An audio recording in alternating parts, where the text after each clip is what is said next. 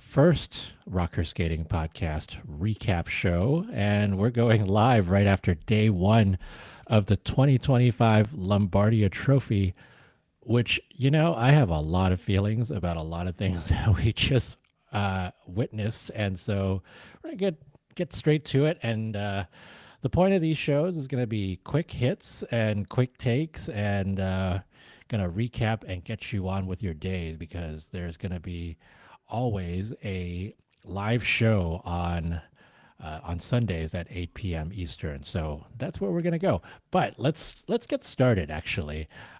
We just finished the men's short program at Lombardia Trophy, and it was Ilya Malinin with a 108.87 leading over Yuma Kagiyama 95.44. Cal Muir with a fairly, I would say, miraculous comeback from what he has been doing so far this season with a 92.76. So those are your top three: Ilya, Yuma, and Kao.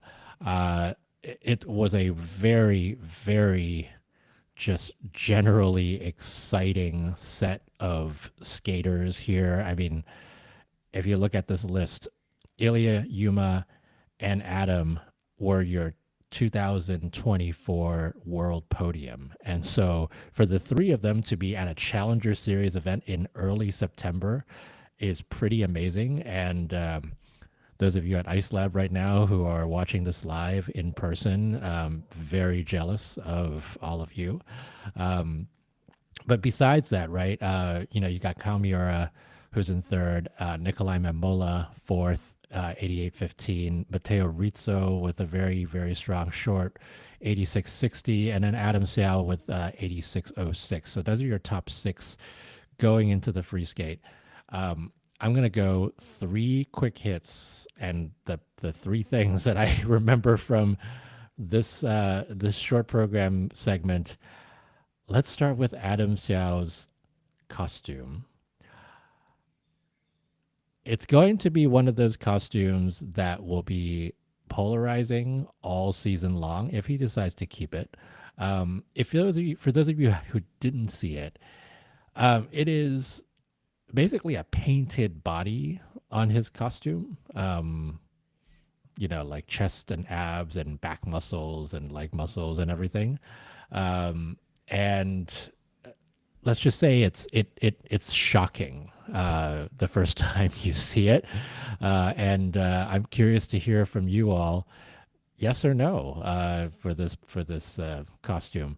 So there's that. That was my first. My second one is Ilya Malinin going quadlets, triple toe, and a quad flip, just so casually in early September. Loved some of the bits and pieces in the program that were, kind of transitional moves, the back cross rolls into his triple axel was really, really nice. And he incorporated the backflip within his step sequence. So there was less of the telegraphing that you would normally see with this backflip with the choreo sequence. So it was, it's a new take for him, at least on that move. And then I think the third thing I wanted to talk about, well, actually, not that I have it, I have four things that I want to talk about. The third thing I wanted to talk about was Yuma Kagiyama and how he was able to have a foot cramp in the middle of his program and then still land a triple axel. The word was that he had a slight sort of soreness in his right ankle, which is his landing foot, and it's also the foot that he picks off on his flip and his lutz. And so there was he sort of played it easy here, just did a triple flip, triple toe, and then a beautiful quad sow.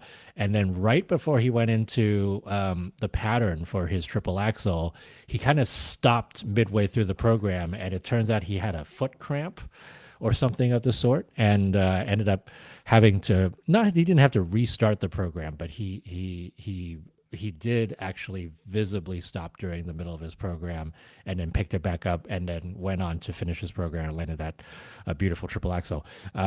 No doubt that if he hadn't stopped in the middle of the program, those component scores would have been higher. The judges probably took that into account when when they went into that, and so that was probably part of it.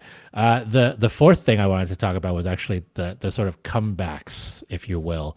And these are sort of mini comebacks because it is September and it's early in the season.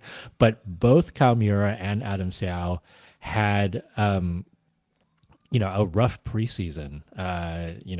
Adam at French Masters and then Kao at a couple of domestic events in Japan, just not skating well, looking like they didn't maybe look as prepared as they wanted it to.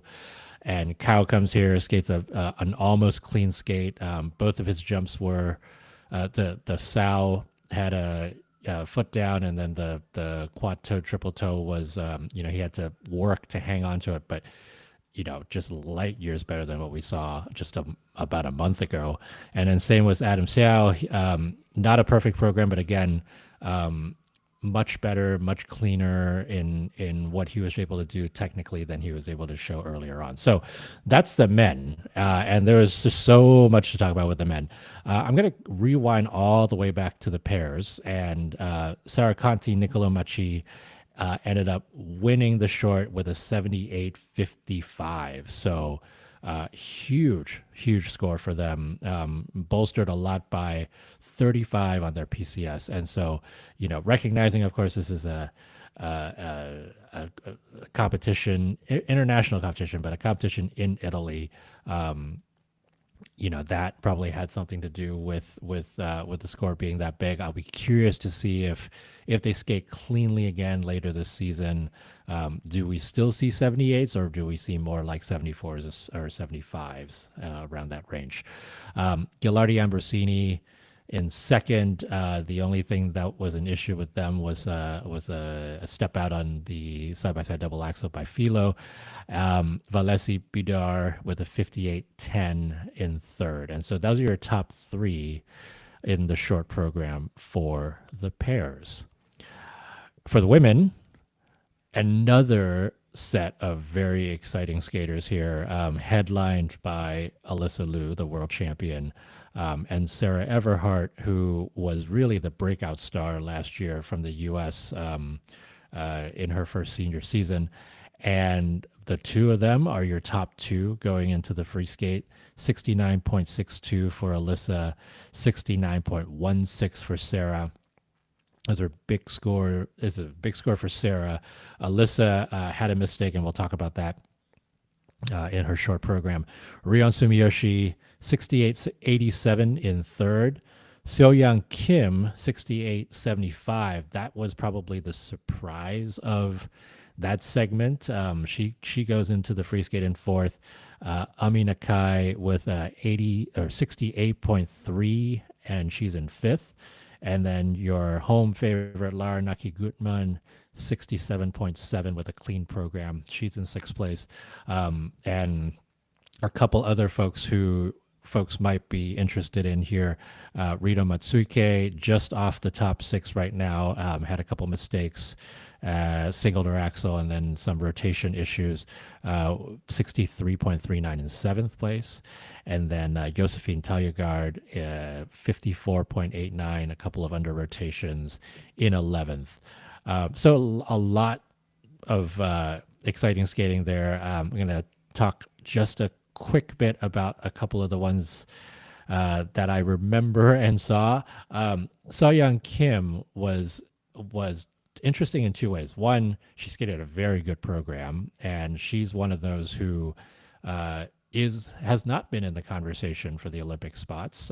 But looking at what she's doing here, who the heck knows? And if not Olympic spots, I mean, maybe even four continents, right? With the potential there. She skated super well. The second thing with her was that it was starting with her scores where the judging system or whatever it was seemed to have gone awry. Her scores took probably 10 minutes to come in, which was like an eternity. And then after that, the live score sheets were on the fritz. Nothing was showing up on the display and the live stream. So not sure what happened there, but hopefully it'll get fixed for tomorrow. Ami Nakai, the only one to try a triple axel here, fell on it, but landed everything else cleanly. And so I think she was pleasantly surprised with the 68 and being in fifth right now, and just so close among the top six, right? 69.62 to 67.7. It's less than 2 points separating 1 and 6 for the final group. So that will be an exciting battle. Sarah Everhart shouting out her first triple Let's triple toe in competition, I believe. I know she's been working on that off season, and that will only get better over the season. And then Alyssa Liu, I'm sure we will talk about this more on Sunday and in our live show, but it's the sequel to her Leve program from last season. It's another Leve program, but the first Leve program was about kind of the separation, and now this one is about the kind of falling back in love, which is very interesting and mirrors her relationship with figure skating quite a bit. The thing that I love about this program, not just the program itself, which was genuinely another ethereal program from her, but the fact that last year when she came back, she was like, you know what, I'm not that she's going to take it easy, but she's going to maybe play it a little bit safer, right? The combo at the beginning of the program, no triple axels quite yet, right? So here we actually have Alyssa doing a triple Let's triple loop for the very first time in the second half of her short program. She did that for the first time here. Was the Lutz kind of came down a little bit forward and just didn't get the momentum enough for the loop, and so the loop I believe was should be called under. I saw it under in real time.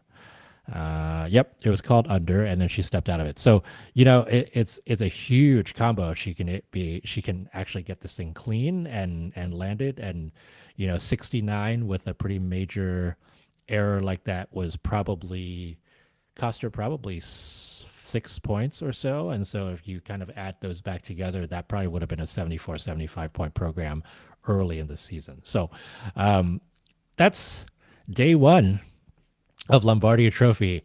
How long did this take me? I'm hoping I kept it under 10 minutes. 12 minutes. Okay. These are what you're going to get very often during the season. It'll be quick recaps, a very kind of up to the minute recap of the results, and a few quick takes from me before we rest up and move on to day two tomorrow. So as again, this is the Rocker Skating Podcast, quick recap edition, sponsored by John Wilson, and we will be back tomorrow. Bye.